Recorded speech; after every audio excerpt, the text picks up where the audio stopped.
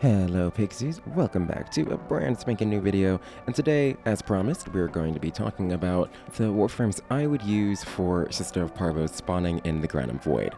Again, in order to get a Sister of Parvos and spawn them, you have to do the Granum Void on a Corpus cruise ship mission on the 3rd tier, the Nightmare level.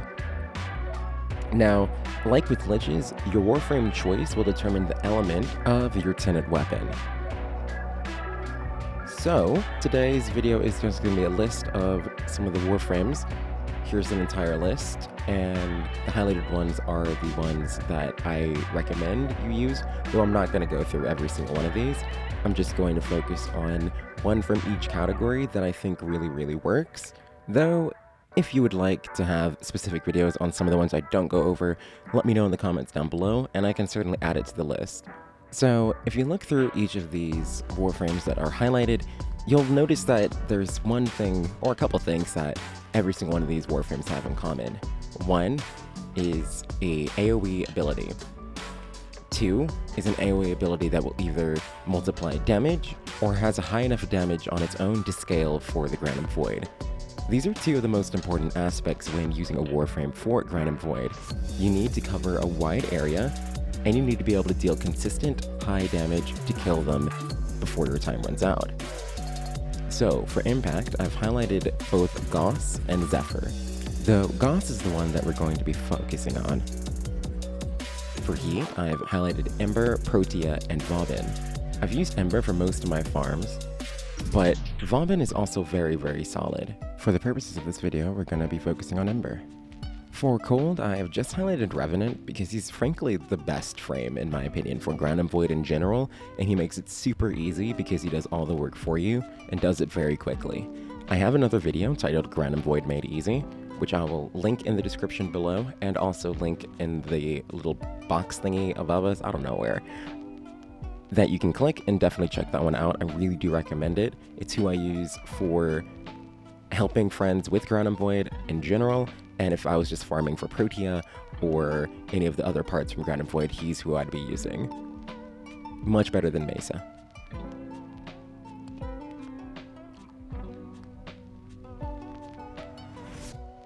Electricity, I have highlighted Banshee and Volt, though for this video I will be using Volt. Toxin, we have Korra, Nidus, and Saryn, and for this video I will be using Saryn. Magnetic, we have Lavos, Mag, and Mesa. And for this video, we'll be focusing on Mesa. And finally, Radiation, we have Equinox, Mirage, and Octavia. And we'll be starting with Octavia. Or, well, I guess ending. I'll include builds and slight explanations for each of these Warframes, along with a live demonstration. Anyway, sit back, relax, and hopefully this will help you clear the Granum Void and farm for Sisters more effectively. Good luck, Tenno.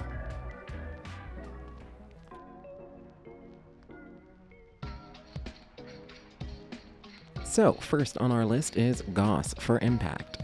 The focus of this build is on the following stats, primarily range, as this will give you the most bang for your buck, quite literally, a little bit of strength, and some efficiency.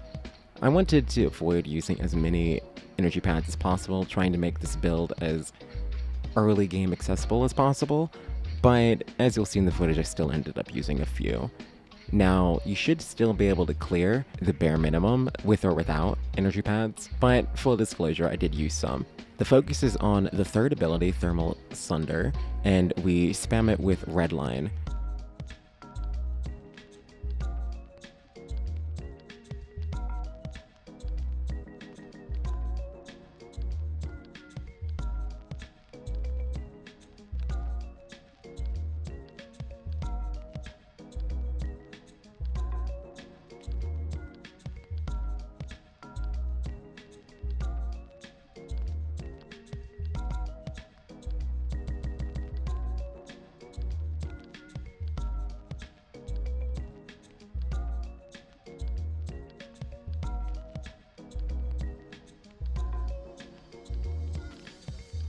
Checkpoint, test complete. Next on our list is Ember with Heat.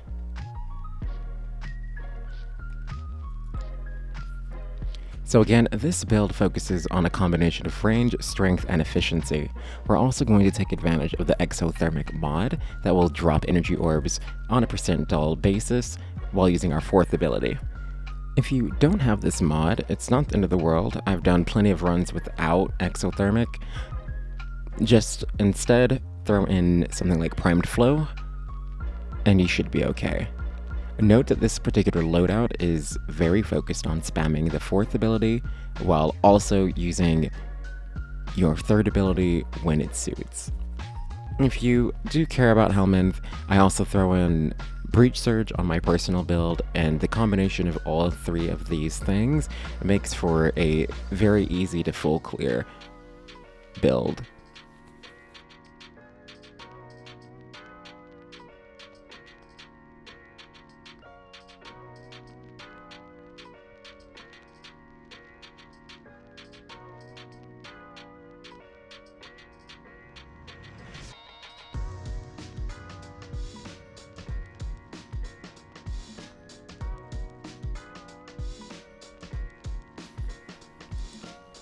As you can see, even with just using a base Ember kit, because I don't actually use Breach Surge, even though Breach Surge is on this loadout, don't worry, we still get up to 50. So adding a little bit of Breach Surge is just a icing on the cake if you care about getting an extra reward. So next is Cold, and again, I already have a video on this, so check it out.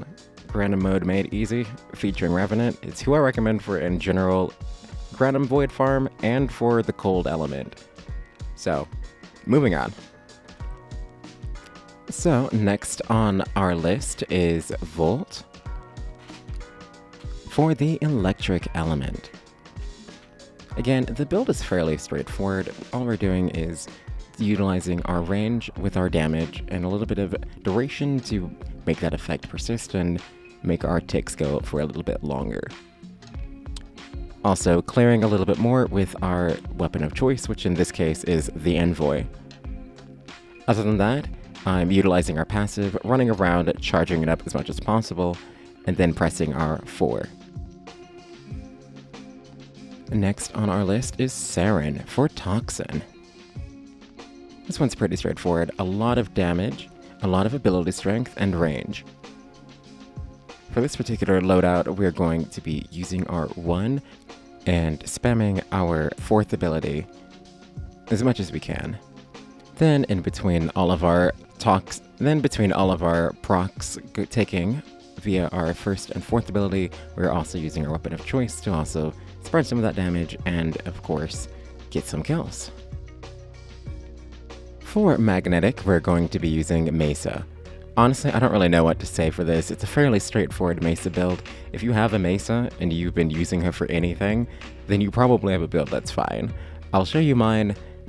I'm not changing it to a quote-unquote accessible build, because I assume most of us have a build that works pretty well. I will say, if you don't have the galvanized mod that I'm using, just use the non-galvanized variant and put that in instead. And that's really the only change you have to do for the regulators. Otherwise, in terms of the strategy of employment, it's the same as Revenant. You find a nice rock to stand on, jump around, spin around with your 4, and then reset. It's literally just budget Revenant. Instead of him spinning for you, you have to spin yourself. Finally, we have Octavia for Radiation. Octavia is fantastic for Ground and Void, along with Mesa and Revenant in general. They're very, very solid picks, but for the Radiation category, Octavia also does all the work for you. All you have to do is increase your range, have a decent amount of duration, and from there, let your 1 and 2 party on.